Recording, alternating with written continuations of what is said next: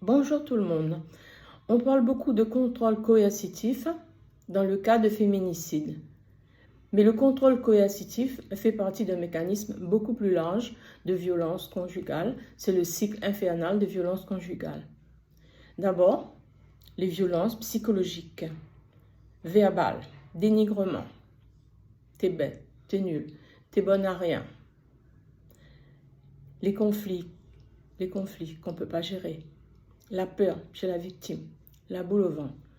Le contrôle de sa vie, c'est-à-dire en passant par le contrôle de l'argent, du salaire par exemple, ça s'appelle les violences financières.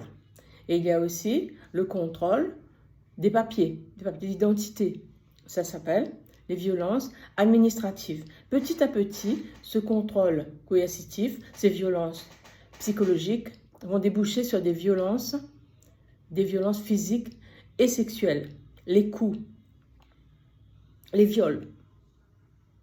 La victime d'un état de tristesse et de colère et elle ne peut pas réagir parce qu'elle est sous emprise. Dès les premières violences psychologiques, la victime est sous l'emprise d'un manipulateur qui ne pense qu'à lui, à dominer et à posséder sa victime.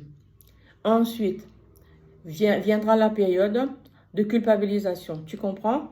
Si je te frappe, c'est à cause de ce que tu me fais, c'est ta faute. Tu vois ce que tu me fais faire? Ensuite, ça s'appelle la période du déni.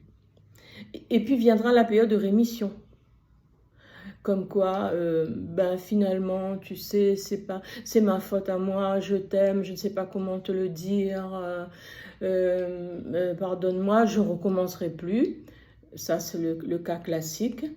C'est ensuite qu'il va recommencer. Et donc là, c'est ce qu'on appelle la lune de miel, avec les bouquets de fleurs, les invitations au restaurant. Et puis ensuite, on va repartir dans le cycle, les premières violences, les violences psychologiques, etc. Le cycle va se recentrer sur lui-même jusqu'au féminicide qui est un crime de possession, un crime de domination. Et souvent, c'est lié à la rupture. Si tu me quittes, je te tue. Ma femme est à moi, j'en fais ce que je veux. Et si moi je souffre, tu ne mérites pas de vivre. Voilà, le féminicide, c'est surtout le crime d'une personne qui a vécu des carences affectives précoces, qui dans un sentiment abandonnique et qui présente une intolérance à la frustration et qui ne comprend pas que